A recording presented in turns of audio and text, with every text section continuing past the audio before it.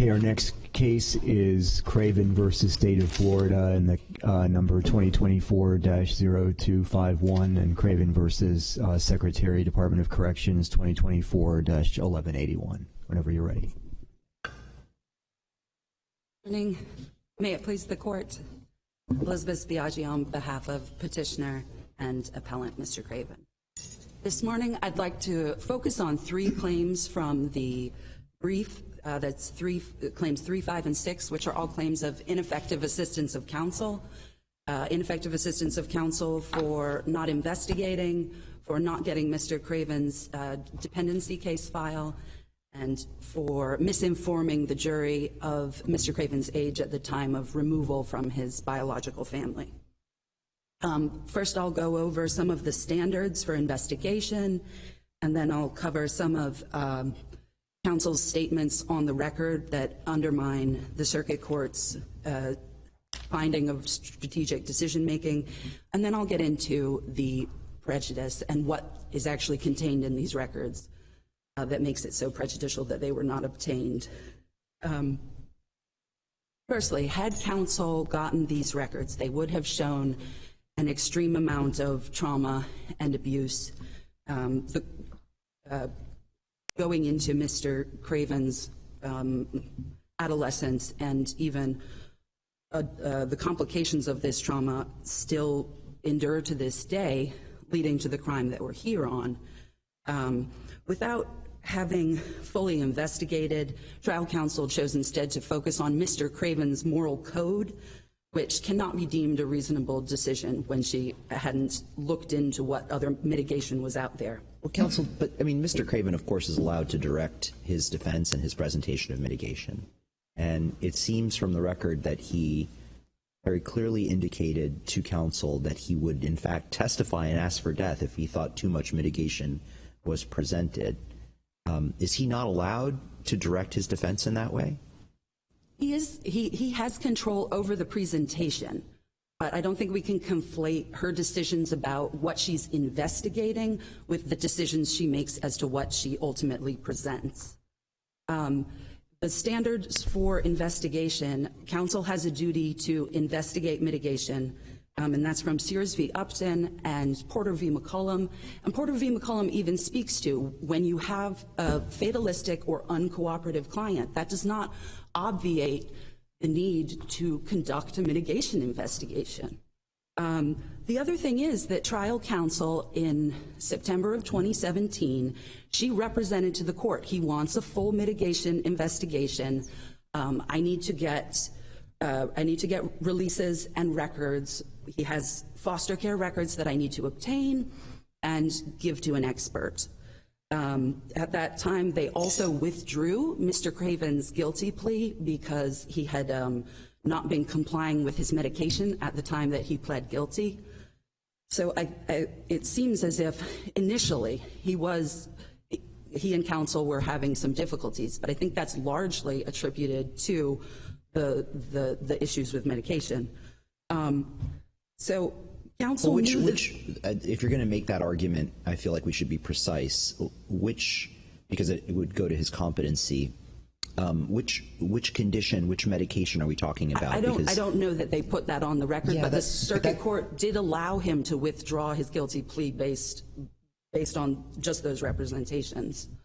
Then in October of 2017, again, counsel says he wants a full mitigation investigation. She's saying that still in March of 2018. The trial takes place in June of 2018, and in that interim, there's no update from her that he's flip-flopped or changed his mind about wanting that full mitigation investigation. She also testified at the evidentiary hearing. She testified that early on, she sat down with him and she said, I understand you can control what I present as mitigation, but I still have a duty to investigate, and I'm going to need you to sign releases in order to do that. She never provided a reason why she didn't obtain those dependency records after getting releases from him. And the records themselves, we are talking about 1,000+ page court record of his dependency case. They detail that as a 5-month-old, He was excessively physically abused to the point of having welts on his body. They detailed that as a 22-month-old, his mother threatened that she would kill him if someone tried to remove him from her. They document his trauma responses after being removed from the biological family. They document that he was attending visitation at the jail with his mother as a little over a 2-year-old, and that after these visits, sometimes he was so distressed that he would vomit for days or soil himself. Additionally, the termination of parental rights, the way that was addressed at trial, Mr. Craven's brother testified, once she got out of jail, we went back to her. But there was a lot more to it than that. Her parental rights were terminated and ultimately reversed by an appellate court. And the appellate court said, I don't know that it's in their best interest to go back to her, but they felt compelled to reverse that termination. And indeed, they did go right back to her, something which Dr. Harper and really all the experts at the evidentiary hearing testified was very strange to see, that there was no gradual plan for reunification. As soon as she got out of jail and the termination of parental rights was reversed, they went straight back to her. And it was during that time when he went back to her that he was sexually abused, with her taking the provocative Polaroid photos and forcing him to perform oral sex on her and her boyfriend. After that, he is eventually removed again, and the dependency records show that after all of that, he doesn't trust the adoptive family. He doesn't trust that he's going to be able to stay there, that he's not going to be removed again. He doesn't believe their promises to keep him safe.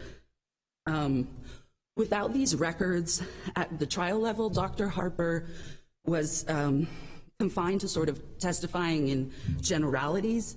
She acknowledged at the evidentiary hearing that she's a cautious diagnostician, and that without concrete data points, she would not have gone as far as diagnosing him with complex trauma and explaining what that was to the jury. As far as the generalities versus specifics, she told the jury that children have difficulty when they're separated from their caregiver. She wasn't able to give specific examples from the record, that he was having nightmares for a year and a half about his brother being beaten. He was waking up screaming in the night. He had these feelings of hypervigilance and was worried about what was still happening to his other siblings. He would make his foster mother strip down his bed every night and show him that there were no bugs in it. Also, the prior foster placement, they did allude to that at trial, but Dr. Harper even testified that she was under the impression that was an emergency placement that was fairly brief. But in fact, that was a year and a half that he was in foster placement before being moved to the Cravens, and he bonded with those caregivers and ultimately had to be removed because they were not able to handle his emotional needs. Counsel did not have the 1,000-page file, but she did have 15 pages or so of a predisposition report that dealt with the very first removal of Mr. Craven from his family. This report has a date on it for when he's removed. It also lists his birth date. Counsel had then calculated to the side that he was 11 months old at the time. But that was, in fact, an error. He was a year and 11 months old, so nearly 2. In the circuit court's order, he reduced this to just a mathematical error, but that sort of overlooks the fact that this is a whole other year that he's in that toxic environment, and also that he's at a much more impressionable age. He's 2. He's walking and talking and really taking in his environment at that point.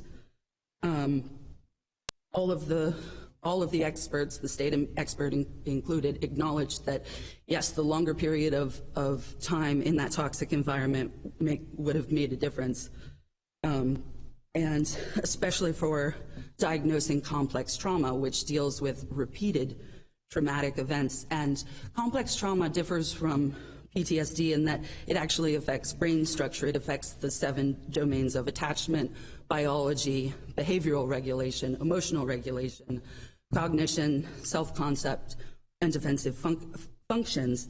And so it literally changes the way that your brain's structured, and there are cognitive impairments that go along with this, overdevelopment of emotional aspects of their brain. Basically, when people with complex trauma are flooded with emotion, it impairs their ability to think rationally.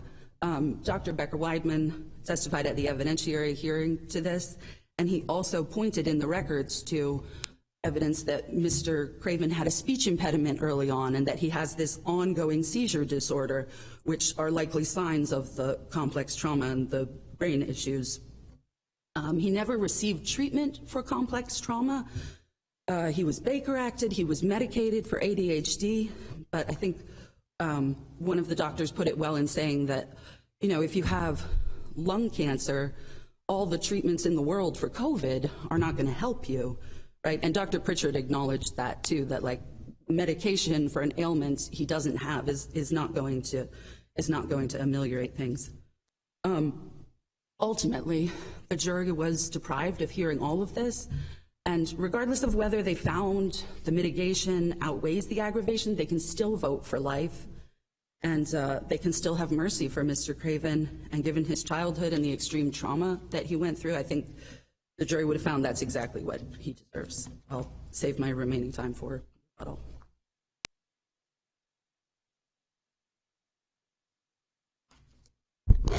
May it please the court, Lisa Marie Lerner with the Attorney General's Office for the state. Essentially, the ineffective assistance of counsel claims boils down to two things. The attorney failed to get the complete department dependency file, and that the post-conviction counsel disagreed with her mitigation strategy. On all of these claims, including the three that my compatriot here spoke on, she failed to prove prejudice in the post-conviction court. One, no new mitigation evidence was presented during the evidentiary hearing. Two, none of the experts, either Dr. Harper or Dr. Pritchard, changed his or her opinion or diagnosis based on the new information. And three, the aggravators in this case are particularly weighty. Mr. Craven was in prison on another first-degree murder. He was serving a sentence of imprisonment, naturally. This murder was found to be cold, calculated, and premeditated, and also HAC was found. With those four aggravators, no new mitigation shown, and no change in opinion, the post-conviction court correctly found that Mr. Craven could not show prejudice. Additionally, while Ms. Jewell did admit that she did not get the entire dependency file, she did have a substantial amount of information which she got from the public defender's office in Orange County, which had started a mitigation case on his first-degree murder. Additionally, both Craven and his mother told Ms. Jewell that that office in Orange County had all the mitigation evidence and refused to cooperate with Ms. Jewell in preparing mitigation. At the evidentiary hearing, Ms. Jewell was questioned on Craven's cooperation, and she said that she had a lot of problems with his vacillations because he always kept going back to saying he wanted the death penalty and that he would testify if it looked like she was putting on too much mitigation. And Dr. Harper corroborated that. So, on the defendant's wish.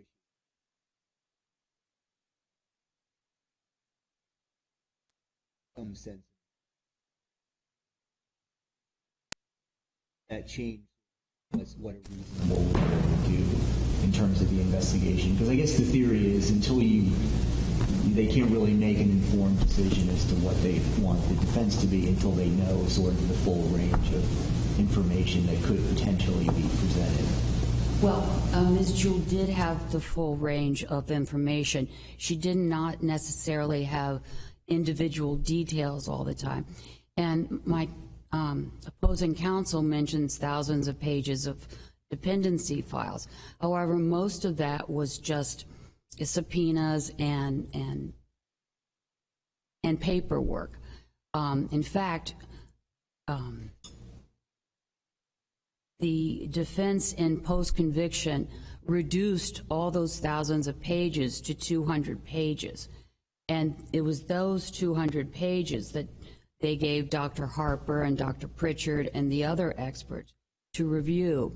And when the experts reviewed those pages, they found more, Dr. Harper found more details that she could have used, but she did not find any new information that she didn't have in terms of his childhood history and everything. So in this case, it doesn't make a difference. Counsel does have a duty to investigate, but Ms. Jewell did in this case. And even if she had been deficient, and the state is not conceding that, Craven cannot prove prejudice, so she did not meet the Strickland standards. And we ask this court to affirm the denial of relief, unless you have any other questions.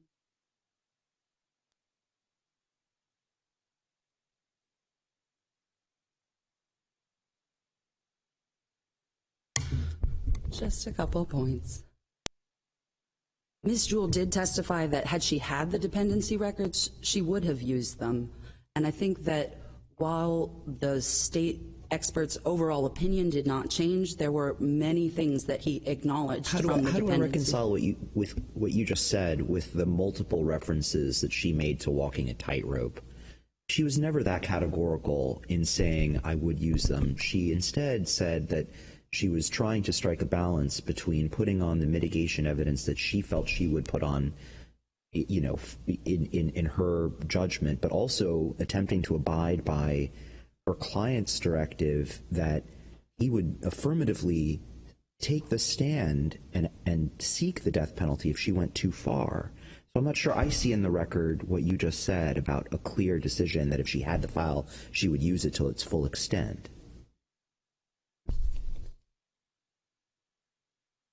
I think that her statements about the tightrope, I believe that's a post hoc rationalization. In all other instances, she put her communications with Mr. Craven on the record in court. You know, she let the court know he wants a full mitigation investigation.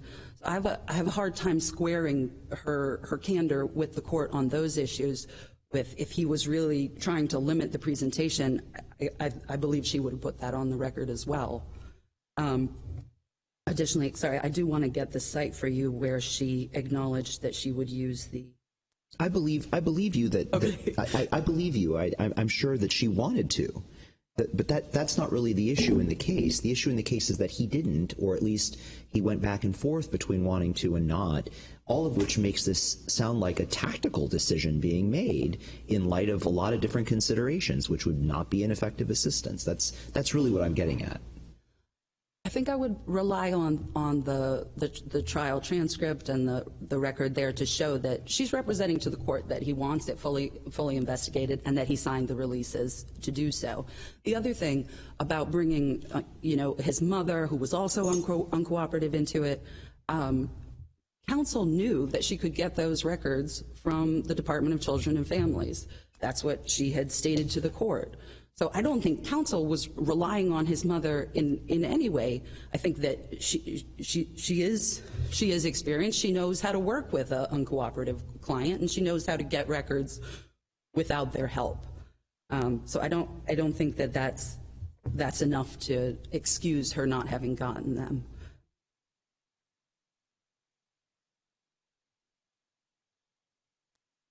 Focuses on.